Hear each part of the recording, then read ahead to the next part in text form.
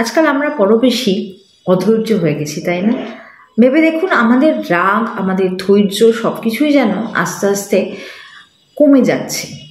আমরা যেটা হয়তো আগে অনেক সহজভাবে ভাবতে পারতাম, মানতে পারতাম, বা বিষয়টা নিয়ে সলিউশনের আশা করতাম, এখন কোথাও সব কিছুতেই একটা রাগ প্রকাশ হয়। সবার মধ্যে এই রাগটা রয়েছে, শুধুমাত্র যে আমাদের মধ্যে বললে ভুল হবে। অবশ্যই ছোট একটা বাচ্চা থেকে শুরু করে বৃদ্ধ মানুষ সকলের মধ্যেই কোথাও যেন ধৈর্যর সীমা বাঁধ ভেঙেছে। কিন্তু কেন, কিসের জন্য? এক্ষেত্রে কয়েকটা কথা বলা যুক্তিযুক্ত। প্রথমত, এখন আমরা অনেক রকম ঘটনা, অনেক রকম সিচুয়েশন, অনেক রকম দৈনন্দিন সমস্যার মধ্যে জড়িয়ে পড়েছি, এবং বিষয়গুলো এমনভাবে আমাদের জড়িয়ে ধরছে বা আঁকড়ে ধরছে, আমরা বিষয়টা থেকে বেরোতে পারছি না, এবং আমাদের রাগের সীমাটা এমন হয়ে যাচ্ছে, এবং তার সেই সীমা অতিক্রম করে বিষয়টা এমন জায়গায় চলে যাচ্ছে যেখানে কোথাও মানে মনুষ্যত্বের ভাবনাটা বিলম্বিত হচ্ছে। এই কিছুদিন আগের ঘটনাগুলো আপনাদের অবশ্যই বলবো, যে কারোর ওপর রাগ থেকে একটা ছোট শিশু সন্তানকে হত্যা করা, কারোর ওপর ঝগড়া হয়েছে বা পারিবারিক কোনো সমস্যা, অনেক রকম ঘটনা, বন্ধু বান্ধবদের মধ্যে বচসা, সব কিছুতেই শেষ পরিণতি কিন্তু মৃত্যু।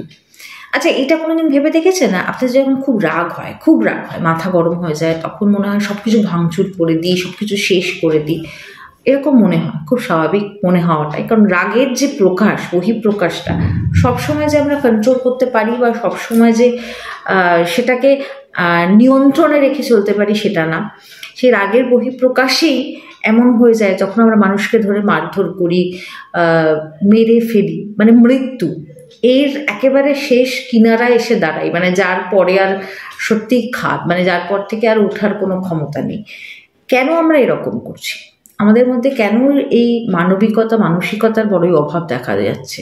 একটু ভেবে দেখেছেন? একটুকে নিজেকে প্রশ্ন করে দেখেছেন যে রাগটাও কোথাও, মানে সংযম কথাটা তো খুব গুরুত্বপূর্ণ, এবং অবশ্যই আবেগ কথাটারও গুরুত্ব আছে। তো আবেগের প্রকাশ যখন করি, ভালোবাসি বা কোনো কিছু, কোনো অনুভূতি প্রকাশ, সেগুলো যখন করি আমরা, কিন্তু রাগের প্রকাশের মধ্যে এতটাই সীমাহীন হয়ে যাচ্ছে যেখানে আমাদের আর মনুষ্যত্ব বোধটাই কাজ করছে না।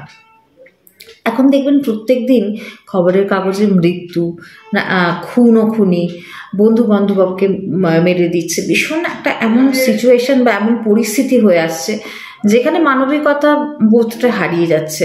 এটা আমাদের প্রত্যেককে একটু সজাগ করা উচিত। মানে আমরা যদি এখন বিষয়টাকে নিয়ে খুব আর্গুমেন্ট করি বা খুব চিৎকার করে এটা না, এটা ঠিক না, এটা হচ্ছে না ঠিক, কিন্তু বিষয়টা যদি আমরা আসল জায়গায় এসে দাঁড়াই বা বলা যেতে পারে রুটে এসে দাঁড়াই, কারণগুলো আমাদের নিজেদেরকে বুঝতে হবে।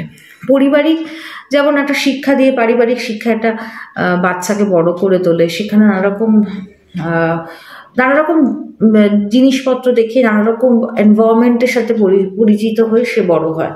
তো আপনাদের ভাবা উচিত, এবং এই বোধটা খুব ইম্পর্ট্যান্ট, যে নিজেদের প্রশ্ন করা উচিত যে রাগটা কোথায় গিয়ে থামাতে হয়, রাগটা কমানোর জন্য আমাদের কি কি করা উচিত। প্রচণ্ড রাগ হচ্ছে, মাথা গরম হয়ে যাচ্ছে, সেই মুহূর্তে সেখান থেকে সরে যাওয়া সম্ভব কি? বা সেই মুহূর্তে যে এখন কথা বলবো না, বা অনেক সময় হয়, এমনও হয় যে অন্য মানুষকে বোঝানো যাচ্ছে না, সে কিছুতে বুঝতে পারছে না, বা অন্যায়, সে হয়তো যিনি রাগ করছেন সে অন্যায় কিছু করেনি, অপর ব্যক্তি অন্যায় করেছেন, তার সত্ত্বেও রাগের প্রকাশটা হয়তো অন্যরকমভাবে হয়ে যাচ্ছে। তো এটা নিজের উপর দিয়ে ভাবনা চিন্তাগুলো করতে হবে। আমরা যখন কাউন্সেলিং করি, আমরা কথা বলি যখন মানুষের সাথে, অনেক রকম এরকম মানুষের সাথে কথা বলেছি যারা অন্যায় করেছেন, এবং অন্যায়টা করে তারা পরে রিয়েলাইজ করছেন যে এতটাও হয়তো না করলে হতো, বা কিছুটা ভাবলেশহীন ভাবেই রয়েছে, হয়তো সেই অন্যায়টা করতেই সে অভ্যস্ত ছিল, বা তার রাগ প্রকাশের জায়গাটাই ওরকম হয়েছে, এবং শেষে সে এমনই রেগে গেছে বা এমনভাবে তার রাগের প্রকাশ হয়েছে, সেখানে মৃত্যুই এসে গেছে। তো বিষয়গুলো একটু ভাবা দরকার। দৈনন্দিন ঘটনাগুলো কিন্তু আমাদের খুব একটা ভালো কিছু দিচ্ছে না, এবং এটা ভেবে দেখবেন যে কোভিডের পরে কিন্তু আমাদের মধ্যে আরও বেশি এই রাগের প্রবণতা বেড়ে গেছে। আগেও হয়েছে, আগেটা বললে ভুল হবে যে আগেও যে বিষয়গুলো হয়নি তা না, কিন্তু এখন আমাদের ধৈর্যের অভাব করছে।